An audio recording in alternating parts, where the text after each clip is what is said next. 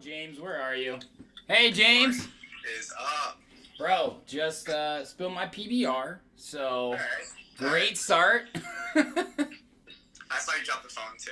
I did, yeah, I know, man. Dude, it got stuck in like that weird part of the desk, like below the glass where the wood is. So hey, fuck it. It happens. It's Happens worth all it, the man. time. Hey, listen, this is how it usually goes when I'm hanging out with you, right? Same here, actually. Dude, What's up, Christina? it reminds me of the first time we met, bro. When you came over to this apartment here, we hung out, we had a good time, we had a few drinks, and we DJ'd afterwards, right? Yeah. I enjoyed I it. don't think I ever built anything, but we got through it. Dude, we got to do another one though. That's like a full-on hangout sesh because it's always so crazy when I haven't met someone before and they come on and do the podcast and we do the whole thing. I mean, from your perspective, did I make it like a warming experience? You know, like did you feel comfortable? It's funny because one of my friends was actually just talking about this yesterday. My roommate's girlfriend was bringing it up. Yeah. And what's up, Michaela? And she was like asking about that, and I was like, yeah, well, I mean, anyone, like, I actually was saying, like, anyone can make it, you can, like, bridge the gap when anyone has any mutual connections, but you and I, like, had a ton anyway, so it just made it easier to, like, I don't know, start connecting and start talking about stuff together. But yeah, dude, that was a fun time. We'll do it again for sure. Absolutely, man. How are you? Good. No complaints. What are you drinking? Probably better than the PBR, right? No, not better. I'm drinking Tecate right now. Not bad, but Dude, not Tecate. bad. Hey, cheers. Cheers to Tecate and PBR. Cheers. I have New Glarus in the fridge, but there's only one left, and I gave it to my roommate, so that's with the PBR. Man, you're such a good guy. I was powering through them, so I had to give some away. When did you get those? Did you go up to Wisconsin or you had those? I was in Wisconsin on Sunday. We were in Lake Geneva, so. Oh, yeah? A couple PBR, a couple New Glarus on the way back, so. Oh, man, dude, some spotted cow. That sounds fantastic. I was literally just, like, talking to my roommate and my girlfriend about places I miss and restaurants. I sound like a starving kid in Africa, but I feel like it a little bit sometimes, man. Like, I miss the simple things that I didn't appreciate before. It's making me realize I took a lot for granted. Yeah, I think everyone does. Just go to a bar or go to a restaurant. Literally, just going to a bar, going to a restaurant. What places do you miss in Chicago? What do I miss in Chicago? Yeah. Dude, I miss Bangers and Lace. It's a bar in Wicker Park. That bar is sick. And what's up, Colin? I see you too. That bar was so fun to go to just to, like, start the night out. And, yeah, I mean, I feel like everyone's going to not take anything for granted now when we get back. But I was just thinking about how happy everybody's going to be the first set we play back or the first bar you go to. Like, everyone's going to be smiling. Nothing to complain about. Yeah, I think it'll be a wild couple weekends out. But I'm not against it either. So. I know. I don't know when that'll be, though. I was just talking to my cousin. He's works in the music industry. He's from New York, and, you know, he's being what I'm calling optimistically patient. You know, like, we don't really know. It's all speculation, honestly, but it's changing everybody's lives, man, in one way or another. Yeah. Right? You're still working from home, right? Yeah, I work from home. I mean, it's changing everything. That's why we're live streaming on Friday. Yeah. Play the show. I know, man. Shout out to everybody putting that together, too. For everybody tuning in right now that's going to watch this, James and I are doing a live stream for the benefit of healthcare workers. It's going to be an awesome donation event, and we've got a lot of people involved, so I'm glad that we're both on it, man. Yeah, should be fun. I'm excited. It took me forever to figure out Twitch. That shit is ridiculous. So, dude, OBS. First off, OBS sounds like a venereal disease, and I feel like, from what you told me, you contracted it and then got over it with how much frustration you went through. Dude, yeah. I last night I was fucking pissed off trying to figure this stuff out, and I was getting more mad realizing like how many people are good at this, and I'm just like not figure this out. I haven't been like a noob to a program in a while, so yeah, but figured it out, so it's a good thing to learn. There you go, man. Hey, you got to keep yourself busy, right? Yeah, it's passing the time. There's nothing else to do, so might as well. What else have you been up to? Getting ready for the Twitch thing, and then working on a lot of music. I'm working on one right now. there's a singer that is joining in on the song with it that I have. So we pitched it to a label. The label's into it. A singer that probably you and most other people have heard of, because she's sang with a couple large groups.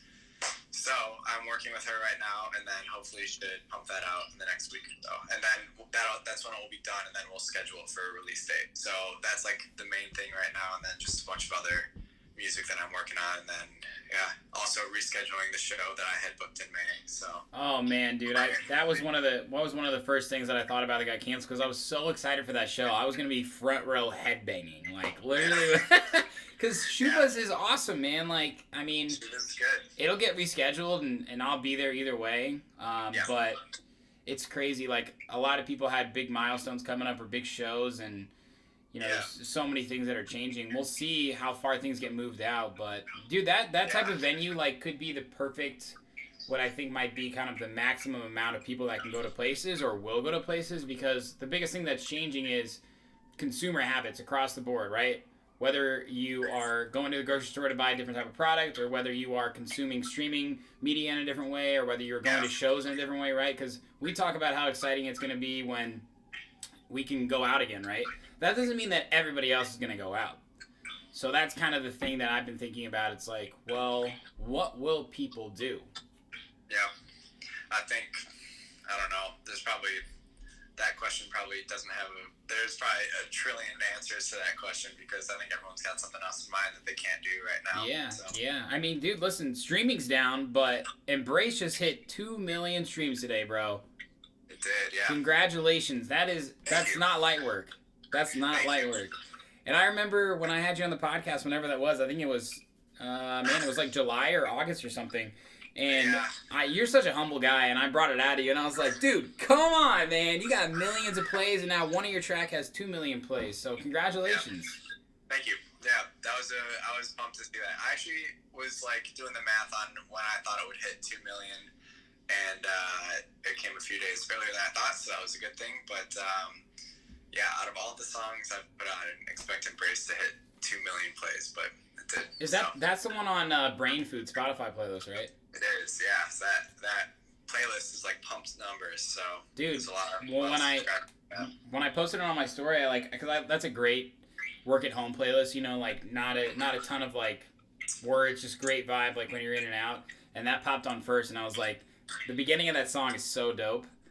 And thank you, man. I know you always like to start your mixes with that too, but it really is a special song, man. Like it's well deserved. And I'm excited to see what other tracks hit the 2 mil mark and beyond that. So. Yeah, thanks. That's like the next.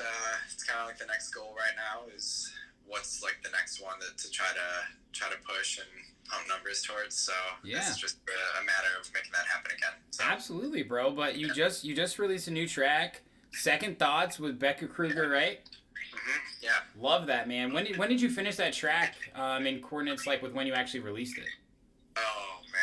One of those. Well, there's only 9 people here right now, so I'll say this. But that track was not. So that track originally was a remix for a different song a long time ago, like 2 years ago or 2.5 years ago. And I really liked the song, and then it didn't get accepted to be an official remix, so it only went out on SoundCloud. Mm-hmm. And then it only ever picked up 20,000 plays. So then I was like, I really like this song. I still want to do something with it. So I took the song down and then spent a bunch of time reworking it. So it's got the same mold and framework as the Second Thoughts right now. That song right now has the same framework as the remix had. So I took that and redid it and then sent it to Becca, and she sang on it and kind of gave it a different vibe. And then so to answer your question, wow, it had been done for 2 years before. Dude, that's the beauty of music production, let alone your style, right? I feel that although your productions are complex in the music theory and just the aspect of how you actually produce your music, you can also maybe flip one lever and it can change its vibe completely. And I think that's probably my favorite part about your style, DJing and music, is you have this foundation of your genre, whatever we want to call that, right? and then you always do a little something different that catches my attention, right? And I love when you collab with singers, man. Who is Becca? Is she from Chicago? She's not. Becca's in LA right now. Mm-hmm. I found Becca through Enzo. Enzo had worked with her or knew her, and then she knew Enzo, and then my manager Nick. So then that's how we found out who she was. And then I checked out some of her other music and felt like she was like a good fit, sound wise. So Yeah, absolutely, man. Well, it's a great track. Shout out to Becca. I mean, your collab process is interesting, right? Because I've interviewed a lot of people who like won't do collaborations like with other singers unless they meet with them, right? Like I'm sure you heard of Cafe Disco before, right? They worked with this guy Austin Fillmore, and they had to meet in person to finish this. And then with you, I know you had mentioned your track. I think it was with Enzo or another person you collaborated with. You sent it to another singer in LA. They finished it. Everybody's got their shtick, right? Like that's just like the whole thing about music is you really can do it any way you want to. Yeah, every singer I've worked with. I mean, who was it? Sarah DeWarren. Mm-hmm. She was in London. So like, no, I've actually never gone in the studio with anyone. I just let them record their vocals and send them to me, and then I just work with like that final wave file and then put it into my project. So that's it, and then they sing over it. Everyone does it differently. Yeah, I actually heard you talk with Cafe Disco, and I know they like did a ton of work to like, make that fit really well with the song that they're working on with the singer. So right. I think it depends on the song and the person and everything like that. So yeah, absolutely. I mean, one thing that always comes up is everybody's got their toolbox, right? Whether it be whatever DAW you're using to produce your music, whether it be your style. Like whenever I see you sharing your production, like when you're doing it behind Logic, right? It's just you behind your laptop with your headphones. Yeah. That's your thing. Yeah, I like doing that. That's your comfort spot. Yeah, more comfortable there, and like, even when I do hook it up in an actual studio, that's fine, but it's really different, so you end up having to adjust to a different setting anyway. So I feel like the most productive work that I get done anyway is just when I'm in my laptop and headphones. And then, of course, you can bring it to a studio and mess with it there too. But it's most productive when you just work with wherever you're comfortable. Absolutely, man. And you just got a new MacBook, you told me, right? Yeah. The last time I met with you, I was doing that autograph. Yeah, that thing was old, man. That was like so heavy. Yeah, that was a 2013. That was bad. So it was about time. Congratulations. I'm so happy for you. Yeah, it needed to happen. So you feel like you're navigating a different world now?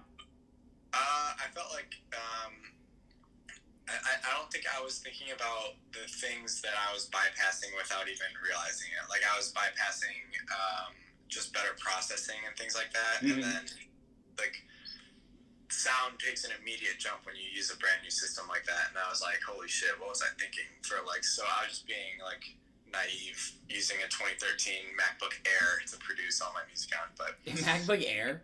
It was a MacBook Air, yeah, from 2013. It had like no storage. I'd used an external hard drive, and that was when I made like all my music up to the Autograph remix. But actually, even Second Thoughts was produced on that one too. Really? So everything that's out right now was produced on that, and then all my new stuff has been on the new laptop. So how much can I buy that laptop if you sign it and I get it framed? Can we make a deal, bro? Cause yeah, name your price. Name your price. Name my price. Yeah, you're in the market right now. Okay, all right. Well, we'll talk offline. How about that? All right, that works. Dude, but before this happened, you had one of your biggest shows, the Aragon Ballroom with Cash and Rehab. Tell us about that experience for you. Obviously, you told me, like, you get your own green room, you do this, and I was like, nah. And then I had the experience, I was like, James was right, you've man. done it. Yeah, you did it too. Yeah. Aragon, Aragon's a huge venue. That was, like, one of the first large venues I'd ever even gone to a show at in Chicago, so that was, like, always a goal to play there, because it holds, like, I don't know, was it 6,000 or 7,000 people? I got to know the backstage guy really well. You know me, I like to talk. 4,600 people. It's 1,000 higher than the second largest, which is Radius, 3,600 people, and they can fit a little bit more. But it's crazy the view from the DJ, actual like stage, right? Like have you ever like you walked into Concord before, right? and there's nobody there, and you're like, oh man, like, is this as big as I thought it was? And then it fills up, and you're like, I guess I don't understand how big people are, or how everyone like fits in. But Aragon, like, you walk in, there's nobody there. You're like, I thought this place was bigger. And then it fills up, and you're like, oh, yeah, this place is bigger. There's a lot of people here. That's weird. It's funny that you said that. But yeah, I remember when we went in for sound check, it was empty, and we were just walking around Aragon. And I was like, I just remembered it being a larger space. But yeah, once bodies start filling in, you realize like how many people it can actually hold from front to back. But yeah, 4,600, almost 5,000 people. It's like pretty wild. So, but yeah, that was a sick show. That was what was that? January, like just a little bit before all this took off. So, but yeah, that show was dope. I was the first opener, so I started at like a little bit after doors, and then played for an hour, 45 minutes or something. People got there early though. There was a big crowd for you. Yeah, it always blows me away how many people show up early. So, dude, it's awesome.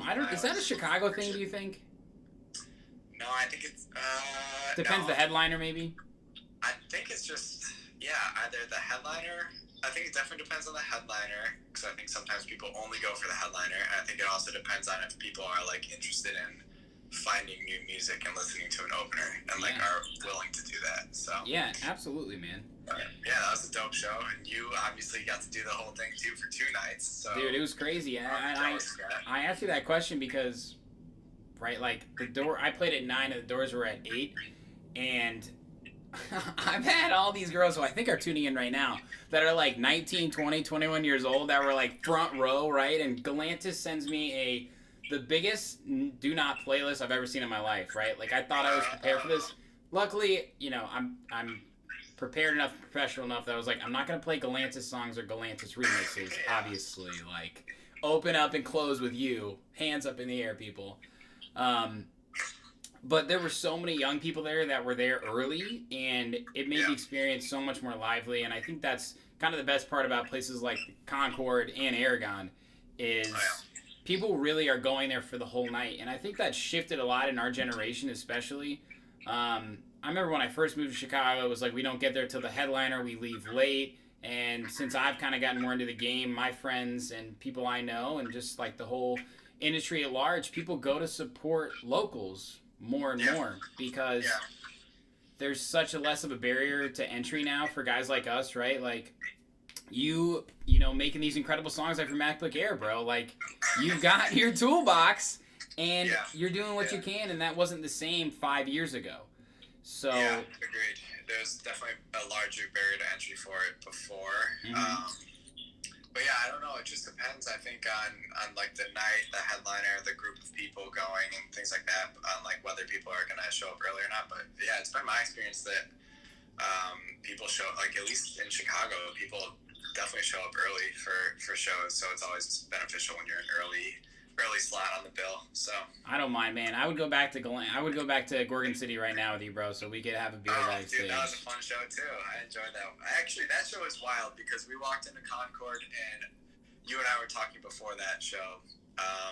But walking into Concord that night, when I walked in when you were starting your set, and I was expecting there to be like the full stage with the LED screen, because that's how it's always been when I've played at Concord before. Yeah. I walk in and I was like, oh fuck. It was the boiler room set where it was like everyone on the floor wrapped around you, and like you could reach out and touch the people around you. And that was like, so anyway, I just like started improvising my set a little bit there because I was like, now I gotta go house music. Yeah, no, and I didn't expect that here because you kind of got me in the mindset. I was like, oh, like. I know, I let you down the wrong path. So I was like, yeah, I played there before. They're gonna do the stage and shit. And then I was. you were a salesman because I was like, hey, we gotta figure this out. We're the openers, and you were like, this is how it's gonna be, and I was like, all right, James is right. I was not. I was far from right, but that was a fun show though, man. I'm missing Concord, and everybody at Concord has been so supportive of local artists, and I'm sure some of them are listening or will see this. But you know, everybody who watches this, guys, like you got to support these local venues, whether they're as big as Aragon or as mid-sized as Concord or as small as Spy Bar and smaller than that. Like, there's gonna be a lot of things that change in the music industry. But there's so many people that are involved in this that really make the world go round that we don't think about. So anything you can do to make a difference will make a difference, even if it's a little bit. So yeah, I know Concord and all those venues are doing like donations and things like that. So yeah, everybody's got to help out, man. Like you said, like we're all playing a role, no matter what you're doing in the music industry. Like even little stuff like this, or big stuff like doing live streams like we're doing on Friday. We're all kind of keeping the ball rolling, and we don't know how long this is going to go on for, but live shows and music will always be around, right? Yeah, absolutely. And I think they'll make a pretty fast comeback when this all opens back up. So yeah, absolutely, man. Yeah. Well, dude, it was great to talk to you, bro. I miss you. Likewise. I'm excited to see your set on Friday. It's gonna be fucking dope. Anybody else who's watching right now, you gotta tune in. Twitch.tv/HangAtHomeFest. Me and James gonna be throwing down some special sets in support for healthcare workers. So, dude, and Chris just waved. Hey, Chris Nielsen. Chris is the fucking man. What's up, Chris? What's up, Chris? I see a bunch of people in the comments. It's funny. Yeah. You better follow someone back, James. I love you, Align. Please follow me back. Don't listen to that. That's just Jeremy. Oh yeah. Well, my man, give me one more cheers. Cheers. My camera's off right now, but cheers to you. Thanks. I know what you look like, man. Dude, it's great to catch up, James, and we'll talk to you again soon, bro. I know you got that OBS and live stream figured out for Friday, so I wish the best of luck for you. Friday. Thanks, man. We'll see you Friday. All right, James. Peace.